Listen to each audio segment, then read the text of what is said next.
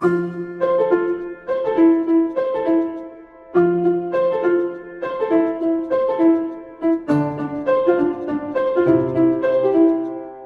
toute première chose importante que j'ai apprise de la nature, c'est que d'une certaine manière, tout le monde collabore toujours. On m'a toujours appris qu'il y avait le prédateur, celui qui mangeait le pauvre petit animal qui, malheureusement, n'était pas en bonne santé. Et ainsi, avec l'ADN, nous avons toujours une amélioration de la vie.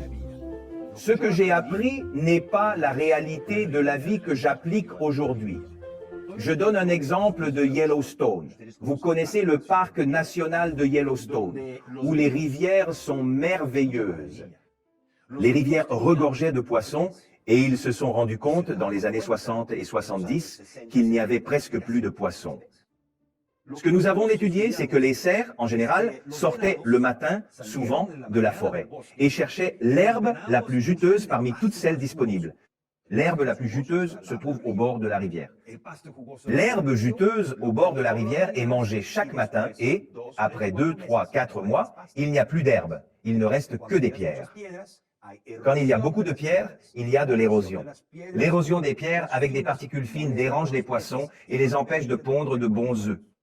Il en résulte qu'il n'y a vraiment plus de poissons dans la rivière. Que devons-nous faire ? Qui va donc apprendre à ce fichu cerf qu'il ne peut pas manger uniquement l'herbe juteuse au bord de la rivière? Mais personne n'enseigne, sauf un seul, le loup.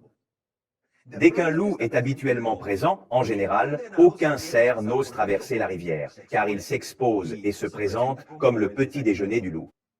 Il en résulte que les cerfs ne traversent plus la rivière, et désormais, l'herbe pousse plus haute et plus dense, l'herbe offre de l'ombre précieuse au bord des rivières, où les petits poissons peuvent facilement se cacher. Et le résultat, c'est que la rivière est bien plus propre, il n'y a plus de petites particules en suspension, et grâce à la présence du loup, les poissons reviennent progressivement dans la rivière.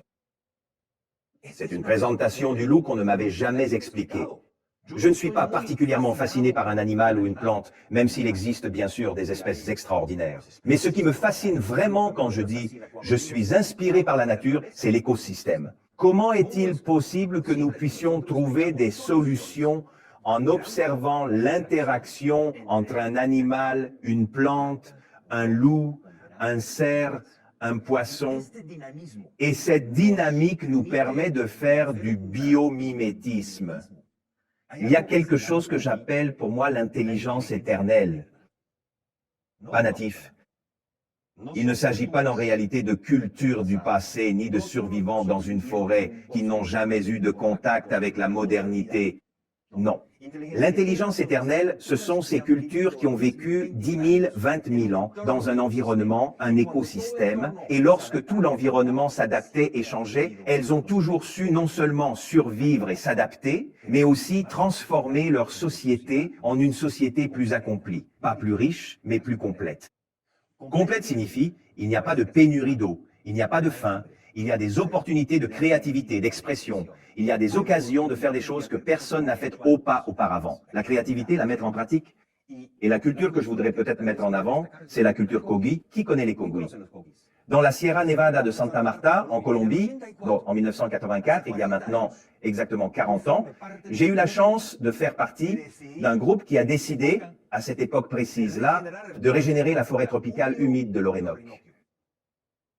Nous avons planté 80 millions d'arbres et nous avons réussi à régénérer la biodiversité. Et aujourd'hui, c'est une forêt biodiversifiée avec plus de 250 espèces de plantes. Et nous pensions tous, waouh, on l'a fait. Non. Juan Mayer, un ami à moi, ancien ministre de l'Environnement, m'a dit « Mais pourquoi ne vas-tu pas rendre visite aux Kogi dans la Sierra Nevada de Santa Marta ?» Car lorsque nous avons rendu les terres que les colons leur avaient volées, en peu de temps, à travers la forêt, la première chose que j'ai apprise des Kogi, c'est qu'ils m'ont dit « Gunther, tu as besoin d'un parterreau, d'un partenaire. Tu as besoin d'un partenaire de la nature. » J'ai dit « Un partenaire de la nature ?» Oui, parce que le meilleur jardinier que nous connaissons dans la nature, c'est le tapir. J'ai dit « Le tapir, cet animal, avec... » Ah oui, bien sûr. Parce que le tapir est tellement intelligent, parce qu'il veut manger 300 variétés de fruits et de légumes. Il mange et il les distribue dans la région où il n'y a pas la même densité d'arbres fruitiers. Quelle intelligence! Imaginez un animal tellement intelligent qu'il va semer là où il n'y a pas de fruits et là où il n'y a pas de légumes. Et quand j'ai voulu comprendre comment il est possible que les Kogui soient si efficaces, c'est parce qu'ils ont un partenaire, le tapir. C'est vraiment l'intelligence que nous devons adopter. Et c'est pourquoi nous devons prendre le temps d'observer les cultures indigènes, ces cultures riches et ancestrales qui ont cette proximité avec la nature. Et c'est pourquoi nous, les adultes, ne pouvons pas seulement enseigner aux enfants tout ce que nous savons, car si nous leur enseignons uniquement tout ce que nous savons, ils ne pourront jamais être meilleurs que nous. Et nous avons besoin d'une nouvelle génération qui fera bien mieux.